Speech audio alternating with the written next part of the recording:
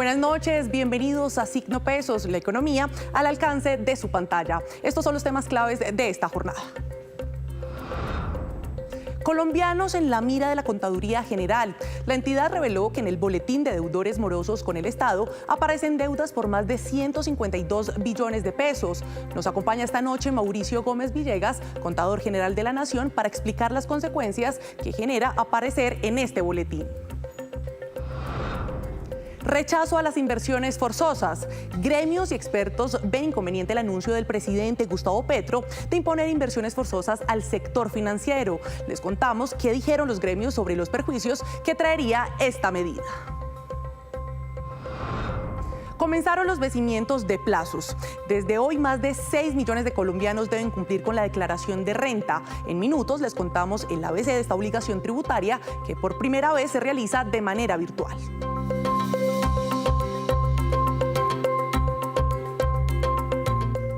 Comenzamos esta emisión de Signo Pesos hablando de un tema que preocupa mucho tanto a las autoridades estatales como a empresas y a personas naturales. Se trata de las deudas sin pagar de las diferentes entidades del Estado y que aparecen reportadas en el llamado Boletín de Deudores Morosos del Estado.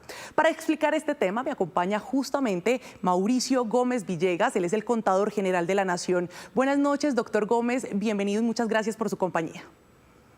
Buenas noches, Daliana, gracias a usted y a su audiencia. ¿En qué consiste el boletín de deudores morosos del Estado, contador? Comencemos por eso. Bien, el boletín de deudores morosos es un registro de información de personas naturales y jurídicas que mantienen deudas con las entidades estatales. Estas deudas son aquellas que tienen un valor superior a 5 salarios mínimos mensuales legales vigentes y que han estado en mora por más de 6 meses. Cada entidad produce esta relación y la Contaduría General de la Nación consolida 2 veces al año el boletín de deudores morosos con toda la información de los deudores. Contador, precisamente háblenos de quiénes están en este boletín de morosos y cómo avanzan las cuentas a hoy. Bien, en este boletín en este momento hay aproximadamente 1.168.000 personas, entre personas naturales, que son la mayoría, unas 960.000, y aproximadamente unas 208.000 personas jurídicas. Estas entidades adeudan en total al Estado, en el concorte a la fecha de mayo de este año, cerca de 152 billones de pesos. La evolución del boletín ha sido de una leve tendencia de aumento en relación con nuestro boletín número 40, que fue publicado a principios de este año y que tenía fecha de corte en noviembre del 2023. Los deudores morosos aumentaron en 4 billones de pesos. Contador, precisamente menciona usted un dato muy importante y es que la deuda que tienen las personas naturales y jurídicas en el país en este boletín asciende a 152 billones de pesos. ¿Cuáles son los tipos de deudas más frecuentes entre las personas naturales? Bueno, las principales deudas que tienen con el Estado son aquellas que han sido impuestas fruto de los jueces de la República, de las sentencias de los jueces, con las que después de proferir un fallo, digamos, también se coloca una sanción pecuniaria contra las personas. Por eso, la principal entidad pública que registra deudores morosos es el Consejo Superior de la Judicatura. En segundo lugar, se encuentran los deudores por impuestos nacionales y, por tanto, la Dirección de Impuestos y Aduanas Nacionales es el segundo deudor.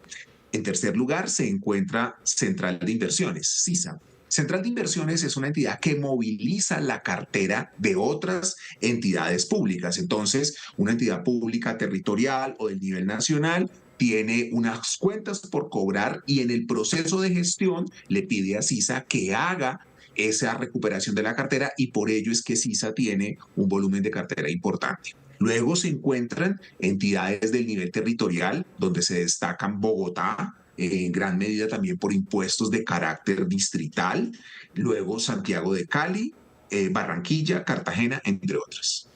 Doctor Mauricio, hace un momento usted mencionaba esa cifra tan importante y es que más de 1,1 millón de personas entre naturales y jurídicas están en este boletín. Háblenos, por favor, ¿cómo saber yo si estoy reportado como deudor moroso en ese boletín? Bueno, la Contaduría General de la Nación en su página web www.contaduría.gov.co, en la sección de productos, tiene el boletín de deudores morosos. O los ciudadanos también pueden colocar en Google BDME, de Boletín de Deudores Morosos del Estado, y les aparecerá un sitio web en el que pueden inscribirse. Lo único que se necesita es una cuenta de correo electrónico y con sus datos personales se accede, se crea una clave y podrán saber, pidiendo un certificado, si están reportados por alguna de las entidades estatales, tanto del nivel nacional como territorial. Es decir, usted allí se podrá dar cuenta si tiene moras, si tiene impuestos, si tiene sanciones, por ejemplo, con la DIAN, pero también podrá ver si tiene moras, sanciones con las autoridades distritales, por ejemplo, en el caso de Bogotá, del distrito capital. Precisamente, contador, ¿cuáles son las consecuencias que tiene para una persona natural que esté reportada en el boletín de deudores morosos del Estado? ¿Cuál es esa consecuencia, ese castigo que hay para los morosos que nunca se ponen al día? Bien, si se me permite hacer el símil, el boletín funciona como una central de riesgos, con diferencias, por supuesto. Las personas que se encuentran en el listado pueden ser objeto por parte de los gerentes públicos de una decisión de no contratar con estas personas. Es decir, los gestores públicos encargados de la ejecución del presupuesto y de los procesos contractuales en las entidades estatales pueden tomar la decisión, pueden abstenerse de no contratar con las personas tanto naturales como jurídicas que se encuentran en el boletín. Incluso esta es una de las principales razones por las cuales nos consultan en la contaduría, porque gestores públicos van a hacer la contratación de una prestación de servicios profesionales con una persona natural que se encuentra registrada y deciden no hacer la contratación porque se encuentra en este registro. Por tanto, cuando esto ocurre, lo que deben hacer las personas es dirigirse a la entidad que lo ha reportado, porque el boletín de deudores morosos y la información que está en la página web que señalé hace un momento le permite al deudor saber qué entidad lo reportó. Entonces, el deudor va a esa entidad, lo puede hacer de manera electrónica a partir de las solicitudes de servicios que tienen las entidades públicas y demuestra si ha pagado o no y pide que lo retiren del boletín. La Contaduría General de la Nación no retira a las personas del boletín, tiene que hacerlo la entidad pública que directamente la reporta. Doctor Gómez, en línea con esto, ¿qué deben hacer todas las personas que hoy aparecen reportadas en este boletín? Bueno, pues el primer camino es acercarse a la entidad pública para ponerse al día con sus deudas, pagar. Ahora, las entidades públicas y la ley de normalización de cartera también prevé que cuando no se tienen los recursos se puede llegar a un acuerdo de pago con el cual se planteen unos plazos y se establezca incluso una modalidad secuencial de abonos a las cuentas. Entonces, los caminos esenciales son, primero, pagar si se tienen los recursos y se requiere, digamos, salir por completo del boletín, o si no, llegar a un acuerdo de pagos. ¿Hay fechas en las que de pronto se hagan amnistías o justamente esos acuerdos de pago para que la gente pueda ponerse al día, doctor Gómez? Sí, sí, Daliana, pero dependen específicamente de cada una de las entidades públicas. Entonces, por ejemplo, en ocasiones hemos conocido que las administraciones distritales, municipales, las secretarías de Hacienda, de acuerdo a lo que han conseguido con el respaldo de los consejos municipales, realizan una actividad y una época, digamos, para conseguir este tipo de quitas y por tanto ahí las personas deben acercarse a las entidades para conseguir estos beneficios, pero no son gestionadas de manera central ni por la Contaduría General de la Nación ni por otra entidad del Estado. Tiene que hacerlo cada entidad pública en particular. Doctor Mauricio Gómez, pues muchas gracias por toda la información acerca del boletín de deudores morosos del Estado. Gracias por su compañía. A ustedes muchas gracias por la invitación y feliz noche. Hacemos una breve pausa, pero cuando regresemos, espere. ¿Cómo está evolucionando la confianza de los consumidores? Ya viene Víctor Grosso con todos los detalles. Gracias por continuar en Signo Pesos y hasta ahora llega Víctor Grosso con otras noticias claves de la economía del día y es justamente esa confianza de los consumidores. ¿Cómo avanzamos en esto? Daliana, buenas noches televidentes. Pues sí, este es el indicador que cada mes elabora Fedesarrollo y se lo cuenta al país. Es el famoso índice de confianza del consumidor, que en la práctica lo que mide es la percepción que tenemos los colombianos sobre la situación económica primero de nuestros hogares y también sobre la situación económica del país en términos generales. Entonces, Fedesarrollo va y los consulta y establece un indicador que muestra si está subiendo el optimismo económico o está aumentando de otro lado el pesimismo económico de los colombianos. La noticia es relativamente buena, Daliana, porque ya llevamos varios meses consecutivos en que se recupera este índice de confianza del consumidor. Y esto está muy relacionado, ¿y por qué es importante este indicador? Porque está muy relacionado con el consumo real que tienen los colombianos y si mejora la percepción que tienen los hogares para comprar, para gastar, ven un mejor panorama hacia adelante, pues eso seguramente impactará positivamente a la economía. O al contrario, si somos muy pesimistas, pues dejamos de consumir y demás, lo que ocurrió el año pasado, y eso le pega negativamente al Producto Interno Bruto o al crecimiento económico.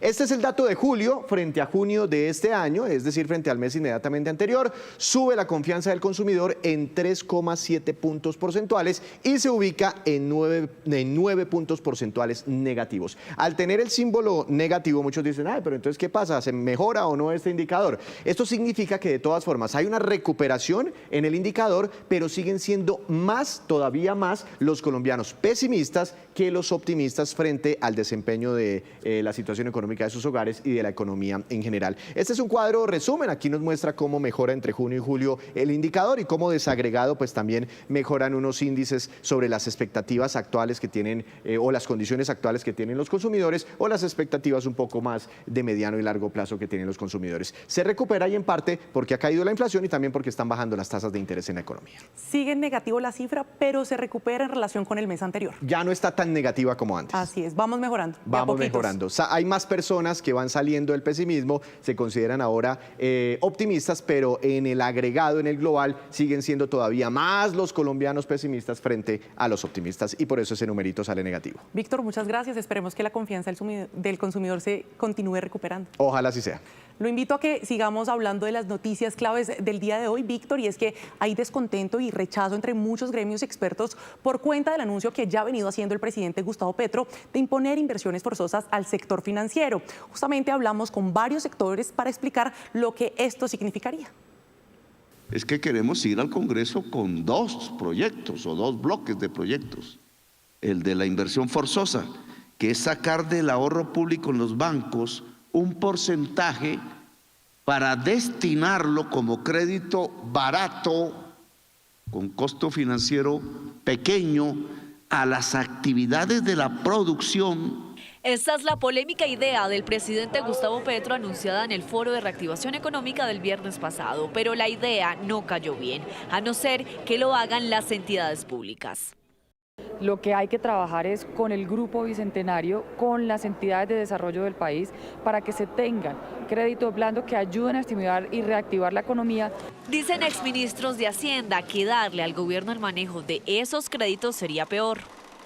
Sino que al entregarle forzosamente el recurso de la inversión al gobierno nacional, termina politizando la asignación del crédito, burocratizando esa asignación del crédito con los riesgos incluso hasta de corrupción. Por eso proponen otras fórmulas. No ha sido utilizado, sino muy parcialmente. Entonces yo creo que hay que hacer es utilizarlo más ampliamente. De hecho, el ministro del Interior habla de no hacerlo necesariamente por ley. Vamos a ver si se necesita avanzar en un proyecto de ley o se hacen acuerdos con los bancos para cumplir el mismo propósito. Según Corfi Colombiana, históricamente se han implementado las inversiones forzosas, pero también se han desmontado debido a sus efectos negativos en el mercado financiero. En otras noticias, hoy inició el calendario de vencimientos de plazos para las personas naturales que deben declarar renta, proceso que este año se debe hacer de manera virtual. Les contamos quiénes deben declarar renta, qué pasa si usted deja vencer el plazo o las opciones que hay si no tiene dinero para cumplir con esta obligación. Lo primero que debe tener en cuenta es saber si usted debe o no declarar renta. Lo puede consultar en la página web www.dian.gov.co en el motor de búsqueda. Con mi número de cédula escribo el número de documento, la fecha de nacimiento y más adelante la fecha de expedición. La plataforma le entregará información detallada.